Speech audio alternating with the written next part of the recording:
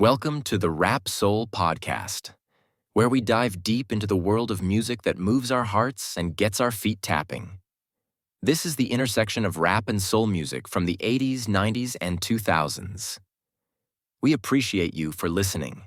Share this podcast with a friend or family member who loves music as much as you do. The podcast is hosted by 12 Kyle. Next up, the Rap Soul Podcast.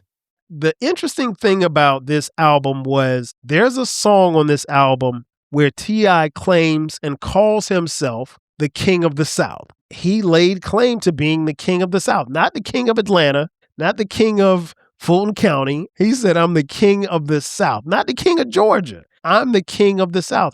And what was interesting was nobody refuted his claim. Nobody from Houston, nobody from Atlanta, nobody from Texas, nobody from Miami. And I think that everybody kind of recognized like this guy has something. And you couldn't deny it. Trap music is a cold album. It is a very cold album. I love it. I still give it 4 mics. And again, I thought that was interesting that he called himself the King of the South and nobody said, hey, you ain't the king of nothing.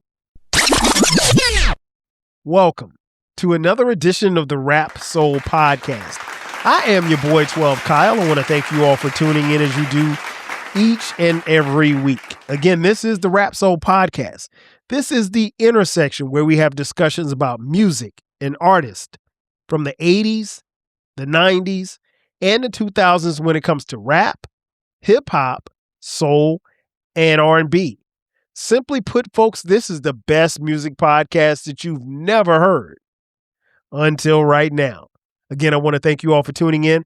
Shout out to those of you who are watching on YouTube as well as Spotify. Man, check this out. So the other day in one of my group chats, me and a couple of the homies, we were talking about some of the greatest years in hip hop. And somebody mentioned a specific year. And I was like, nah, that year wasn't even close to being one of the greatest years in hip hop. And so the conversation went back and forth. And what it made me think about was, have you ever talked about like, the years that you think are the greatest years in hip hop? And on this podcast, I haven't. And when I looked at the flagship station, the 12 Kyle podcast, there was no mention of those years on any episodes there either. So I was like, you know what? That would be a great idea to bring to this podcast. So what I'm going to do in this calendar year of 2026, we're going to count down starting from 12, because why not start at 12? We're going to start at 12 and we're going to count down to number 1. Now, full disclosure, by the time you see this or hear this episode, it will be February. So I'll drop 2 episodes in the month of February. So that way we'll be on track. And so each month I'm going to count down until we get to December, which is the month which your boy was born. And I will give you the greatest year in hip hop. But so, yeah, that's how it's going to go. So just to kind of give you a little brief synopsis, I'll tell you some of the great albums that came out in these particular years, some of the artists who were up and coming, some of the artists who were on the top of the game. And then, obviously the classic, and I use this in quotations, classic albums that dropped in that particular year. So starting off with number 12, we're going to go with the year 2003. Man, I remember 2003 like it was yesterday. 2003 was very influential and very dope in a lot of ways when it came to hip hop. First, let me tell you about some of the people who had what we would call a breakout year. One of the first people I can think of that had a breakout year and had a really, really dope album was a cat coming out of the Rockefeller camp by the name of Freeway. Freeway dropped his debut solo album, Philadelphia Freeway. Really, really dope album. Really dope album. I thoroughly enjoyed it. I've been a fan of Freeway's, and I was a fan from the first time I heard him on 1-900 Hustler on the Dynasty album with Jay-Z. But Freeway did his thing, and he held his own on that album. Again, it's called Philadelphia Freeway. If you haven't heard it, please check it out. Dope album from Freeway. And again, it was his first album coming out the gate, and he did not disappoint. So he had a breakout year.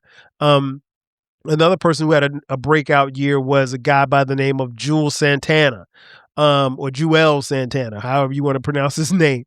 Santana was an integral part of the Dipset, and the Dipset was a group and a movement, if you will. They had an album that particular year called Diplomatic Immunity. And it was a really good album. Really good album. And I will say this much about Dipset, and I've said this before, like, while I wasn't fans of them or their music, there was a movement, there was a wave when it came to Dipset. And quite frankly, a lot of people were on that movement and that wave, more than you probably would think. And so those fans that got on that train and that wave with Dipset, they rode it with them and still are riding it with them to this day, even though they don't make music as the Dipset anymore. But nonetheless, Juel Santana was a guy who I think had a breakout year that year as well. And then last but not least, as far as breakout years, an up-and-comer, a guy who had dropped his sophomore album, a guy out of the city in which I live, Atlanta, GA, my man T.I. T.I. was definitely a breakout star in 2003. He dropped his second album, the follow-up to the I'm Serious album, and the second album is called Trap Music.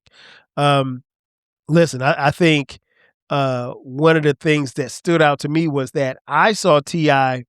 perform, and I didn't know who he was. I think he had just gotten his record deal, but he didn't have any music out. And I was like, this dude can rap. And he was Atlanta all day, West Side all day. I mean, like, the moment that you heard him talk, you knew exactly where he was from. And so I was surprised at how well he rapped, and he could freestyle. I saw him freestyle outside of Club Kaya one night. Shout out to Club Kaya. And he was in a cypher holding his own. I mean, doing his thing off the dome, freestyling. And he could rap. He was one of those rapping ass rappers. And so little did I know that he would become who he became. But I remember the I'm Serious album. I don't think I bought that, but I think when Trap Music came out, like after the first single, I was like hooked. I think first song I heard was 24s. Once I heard 24s, I bought the album. But yeah, T.I. had a breakout year as well. Now, when you think about 2003, you have to think about, as I mentioned at the top, who was at their apex, who was on top of their game. Well, a few people come to mind. Eminem, for one. Eminem was at the top of his game. Now, Eminem didn't release a album in 2003, but Eminem arguably was the most popular rapper in the world. Eminem obviously had crossover appeal, but Eminem could rap too. Like, it wasn't, I mean, like, I know a lot of people at that particular time wanted to kind of push him to the side. Oh, he's just a white guy that can rap. It was more than that. Eminem had bars. And I mean, like, this is probably when Eminem was at his highest peak, if you will. So Eminem definitely was at his apex during that time. Who else was at their apex? A guy by the name of 50 Cent. 50 Cent was at his apex, and here's the funny thing. His debut album came out in 2003.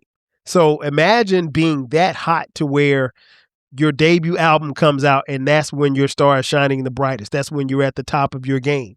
And he was definitely that at that particular time. And I'll get to 50 Cent a little bit more a little later when I talk about the albums.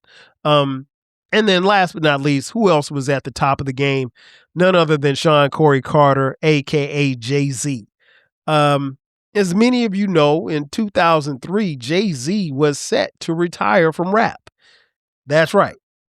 He told us that he was retiring from rap and that the album that he was working on would be his last. And it's 2026 and Jay-Z is still rapping to this day. Now, he hasn't made an album in a couple of years, thank God. And I shouldn't say that. But I mean, his last few albums are terrible. But that's beside the point. The point I'm making is that, and I've said this often, rappers don't retire. Like, you either stop rapping or you just keep going. Like, there's nobody that stopped rap. I mean, like, I'm not talking about the rappers who lost their record deals or whatever like that, but nobody says, hey, I'm going to retire. Too Short was supposed to retire years ago. Never retired. He's probably never going to retire. And Too Short's not someone who has to keep making music, and neither does Jay-Z. But the thing about it is that Jay-Z told us in 2003 that he was retiring, and his album called the Black Album would be his swan song. And it didn't happen. Well, the album came, and I'll talk about that in a few, but Jay-Z didn't retire. And, so the moral of the story is, when a rapper tells you that they're going to retire, don't believe them, because they're not. All right, now it's time for a quick commercial. On the other side of the break, I'll tell you about some of the essential must-have albums, and then I'll tell you about some of the classic albums that dropped in 2003. Sit tight. We'll be back in just a second.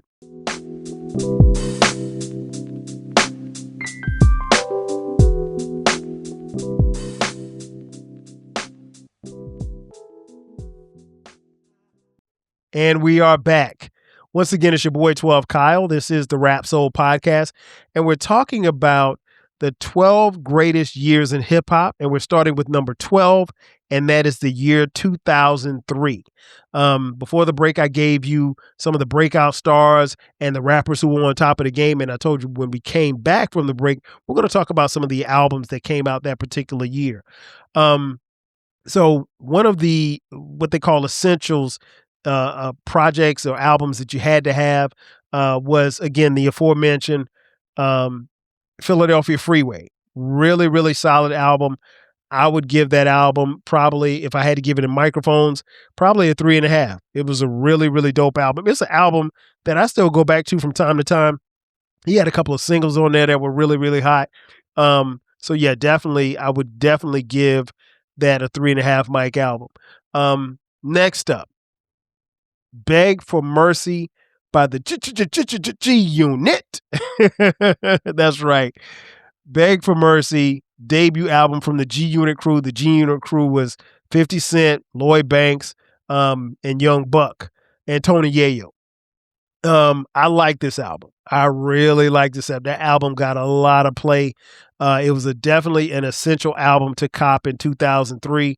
If I had to give it on a microphone scale, I'd probably give that a 3.5 as well. Really, really good album. The aforementioned Diplomatic Immunity from the Dipset. Very, very solid album. Couple of hits. Again, it started a movement, and when you had songs like Dipset Anthem, again, I wasn't a part of it, but I did hear the album. I thought it was a 3.5 as well. Really, really solid album, especially out the gates. Some people may have it higher than that, and that's fine. I'm not a fan of Dipset's music, but I do recognize that Joel Santana was a guy who was coming out, and then also the album was very, very solid. So those were the essentials. Now let's get into the classics. And when I say classic, I don't mean by any stretch of the imagination that these are 5 mic albums, but these are, if people are going to argue about classics that dropped in a particular year, most are going to say that these albums that I'm going to mention are classics. Again, I wouldn't label them as classics because I define classic as something different, but I think there's going to be a case that can be made that these were classics for this particular time. First up, the double album from my boys, Outkast, Speaker Box Love Below. Man, listen, this would be, and we did not know this at the time, but this would be Outkast's last studio album. And I think that this is still their last studio album because, honestly, I don't think that Outkast is ever going to get back in the studio as a group, as a unit, as Big Boy and Andre, to make another album. Now, I will say this much before I start talking about Speaker Box Love Below. I'm a huge fan. There's no bigger fan of Outkast than me. And it's interesting because I've mentioned on several podcast episodes that people always ask me, yo, 12 Kyle, do you think Outkast is going to get back in this? And they ask me as if I know Dre and Big Boy. I've met him, but no, I don't know him. So, um, and here's my theory. Well, we all know Andre 3000 does not want to rap. He said he's done with rapping, and I respect that, right? I think that there's a situation where not only Andre doesn't want to rap again, but my personal thought is that I think Outkast still owes their record label at least one more album. I can't prove it. There's no documentation to uh, confirm or deny that claim. Um, but I think that they owe them another studio album. And that is the reason why you will not see Dre and Big Boy on a song. So let's say, I don't know, let's say Killer Mike has an album come out. You might have Dre on a track, you might have Big Boy on a track, but you won't have them on the same track because the minute that Big Boy and Dre appear on a track, they are technically Outkast. And so I think the record label has prevented them from recording together. I think Big Boy, if I'm not mistaken, Big Boy had a song that was produced by Dre on one of his albums, one of his solo albums. And you guys know Dre is, doing the flute thing, and that's cool. I heard the flute album. I mean, it was all right, I guess. It was good for sleep, you know what I mean? But in all seriousness, Big Boy's done his thing with his solo albums. Outkast at the time of this recording recently went into the Rock and Roll Hall of Fame, so salute to them. But I said all that to say this: I don't think that there's ever going to be another studio album from Outkast as a whole. Maybe we get a solo rapping album from Dre. I doubt it, but it's possible. Big Boy's been making, solo records. So, but nonetheless, Speakerboxxx Love Below was packaged as a double CD. One album was Big Boy and the other album was Dre. And from what I understand, they recorded it, at different times and everything. Of course, they heard it and they threw ideas to each other, but it's just one side Big Boy, one side Andre. And I thought it was a really, really dope album. I gave it 4 mics. It's not my favorite Outkast album, but I love it. Let me just say that. And I don't think at any given time did we think that it was going to be their last, but it's an album that I still go back to from time to time. Really, really dope album. And again, if someone's going to make a claim for a classic from 2003, Speakerboxxx Love Below is going to be listed. Next album, T.I., Trap Music. T.I., the interesting thing about this album was there's a song on this album where T.I. claims and calls himself the King of the South. He said there's only 5 rappers from Atlanta that's busting, and I'm one of them. And he laid claim to being the King of the South, not the King of Atlanta, not the King of Fulton County. He said, I'm the King of the South, not the King of Georgia. I'm the King of the South. And what was interesting was nobody refuted his claim. Nobody from Houston, nobody from Atlanta, nobody from Texas, nobody from Miami, nobody from nowhere. And I think that everybody kind of recognized this guy has something. And you couldn't deny it. I mean, Trap Music is a cold album. It is a very cold album. I love it. I still give it 4 mics. And again, I thought that was interesting that he called himself the King of the South and nobody said, hey, you ain't the king of nothing. But, a dope album. Again, if you have not heard it, go back and take a listen to it. Another album that many will feel was a classic from 2003. That would be Jay-Z's swan song album, and I use quotation marks, the Black Album. The Black Album, if Jay-Z had retired when he made the Black Album, it would have been the equivalent of Jordan hitting the game-winning shot versus Utah and never playing basketball again. Jay-Z at that moment could have walked off into the sunset as the greatest of all time. He didn't, and he kept making music that subsequently wasn't as good, but that's for another day, subject for another day. Nonetheless, the Black Album, as packaged as his swan song, was a cold album. It's a 4.5 mic album for me. Um, my only knock or gripe about the Black Album was Justify My Thug. I don't think that song has any place on that album. It's not a bad song, but I don't think the song fits with the flow of the album. You take that song off, you probably got a 5 mic album from Jay-Z. Again, great album. I thought he should have retired at that moment, but Jay, can't leave rap alone. The game needs me. He said that himself. So it is what it is. And last but not least, it's very difficult to get a classic album coming out as your first album. But many will make the case that 50 Cent's Get Rich or Die Trying is a classic album. I think it's a 4.5 mic album, but it is cold. And one of the things that we learned early on about Get Rich or Die Trying was that, some of the beats on the album were beats that were shelved by Dr. Dre on his Detox album that never came out. So Detox was the name of an album that Dr. Dre was supposed to be making. And it was supposed to be his follow-up to The Chronic. Well, in between Dre creativity and time passed. Detox never came out. It's never coming out probably. And so word on the street was that he gave some of these beats to 50 Cent. Songs like In the Club. That was supposed to be a beat that was supposed to appear on Dre's Detox album, and it didn't. But yeah, that album, let me just talk a little bit about the significance of that album. That album sparked a star in 50 Cent. But let me take you back. The album comes out, I want to say the first week of February. It's like February 9th or something like that. And at the time that it came out, because here's the thing, kids, albums used to come out on Tuesdays. And so 50 Cent's album was supposed to come out the following Tuesday, right? And they pushed the date up to the 9th, which means I think it came out like on a Thursday. And they did that because they were afraid that the album was going to get bootlegged. So what coincided that particular weekend that 50 Cent's album dropped? The NBA All-Star Game.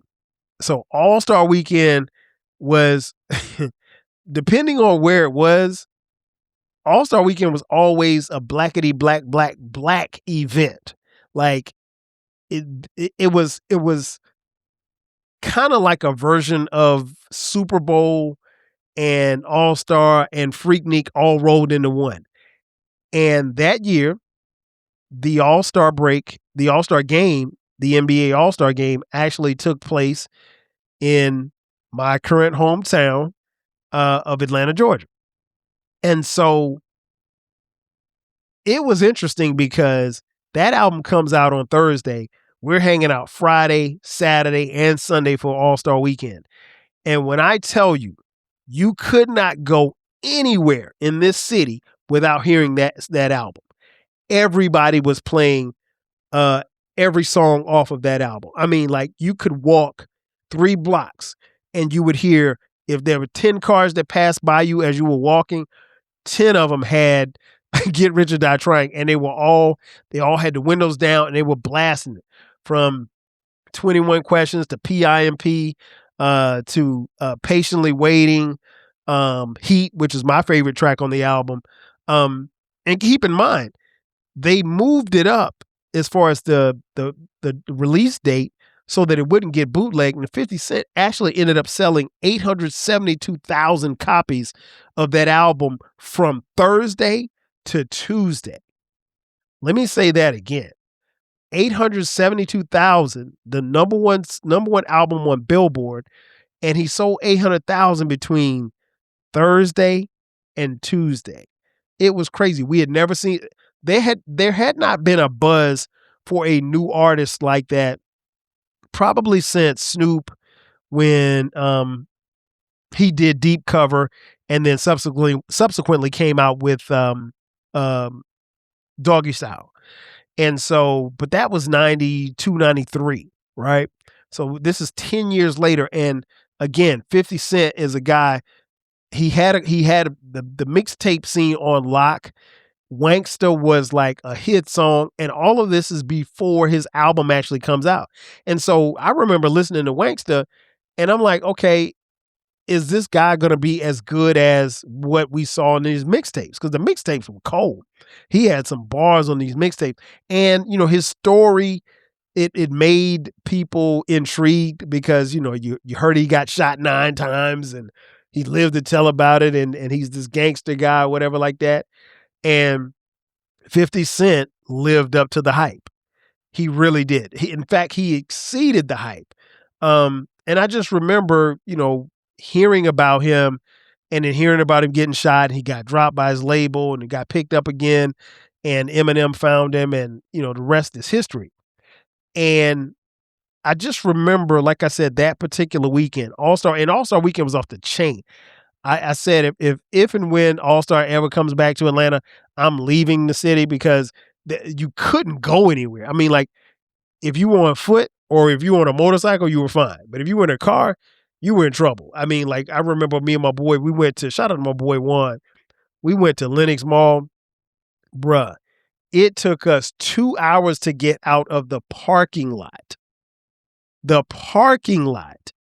I mean, I can't even remember how long we were actually in the mall, but the mall was packed like a club. I don't think we'll ever see those days, but it was a good time. I've never been around a lot of people like that before outside of Freaknik, and it was crazy. But nonetheless, Get Rich or Die Trying defined that particular weekend, and it defined the year 2003. And if people are going to make a claim for a classic, I think a lot of people are going to name Get Rich or Die Trying from 50 Cent, the debut album.